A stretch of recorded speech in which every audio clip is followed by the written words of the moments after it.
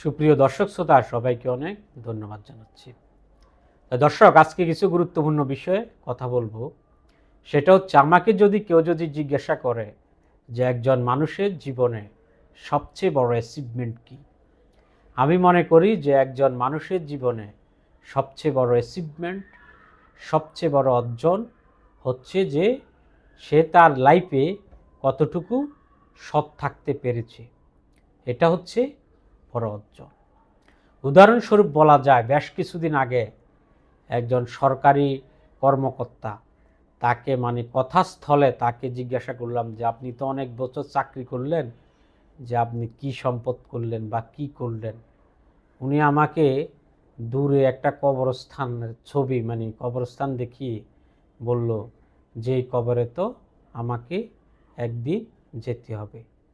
এখন আমি যদি 2 নাম্বারি করে বা অবৈধ উপায়ে যদি কোনো সম্পদ অর্জন করি অ্যাজ এ মুসলিম, আমি এটা পরকালে জবাবদিহি করতে হবে। আর আরেকটা বিষয় হচ্ছে যে অবৈধ কোনো অর্জনের মধ্যে কোনো মেন্টাল স্যাটিসফ্যাকশান নাই। এটা একটা বাস্তবিক সত্য কথা। আপনি যখন সৎ উপায়ে কোনো জিনিস অর্জন করেন, সেটার মধ্যে একটা যে মেন্টাল স্যাটিসফ্যাকশান পাওয়া যায়, কিন্তু অবৈধ জিনিসের মধ্যে সেই মেন্টাল স্যাটিসফ্যাকশান পাওয়া যায় না। আর একটা হচ্ছে যে আমরা জানি যে আগামী ফেব্রুয়ারির 12 তারিখ হচ্ছে বাংলাদেশে জাতীয় সংসদ নির্বাচন। আমরা চাই যে বাংলাদেশে যে আগামী যে নির্বাচন আছে, সেখানে মানুষ সৎ এবং যোগ্য প্রার্থীকে ভোট দিবে।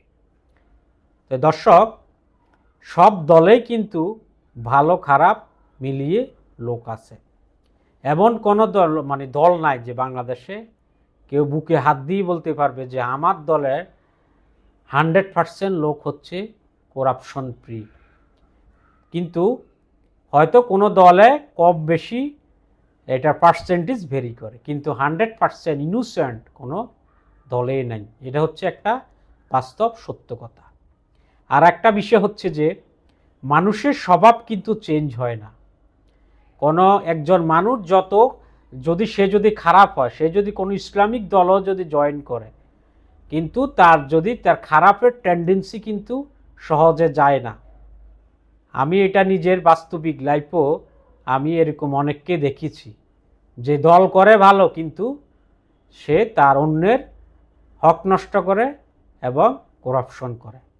তবে যে দলে করুক না কেন, আমি মনে করি যে তার নিজস্ব আসনে সে তার সৎ এবং যারা দুর্নীতি করে না, এ ধরনের প্রার্থীকে ভোট দিয়ে সংসদে নিয়ে আসা এবং একটা করাপশন ফ্রি সংসদ বাংলাদেশ আগামীতে উপহার দিতে পারে, এই দেশ চেঞ্জ হতে বেশি সময় লাগবে না। এবং এদেশের আমলাতন্ত্রে এবং প্রশাসনে দুর্নীতিতে 100% কমবে না, দুর্নীতির যে মাত্রা আছে সেটাকে কমিয়ে আনা যায়, তাহলে এই দেশের অর্থনীতি আরও অনেক উপরে যাবে, তাতে কোনো সন্দেহ নাই। তো সবাইকে অনেক ধন্যবাদ। আসসালামু আলাইকুম।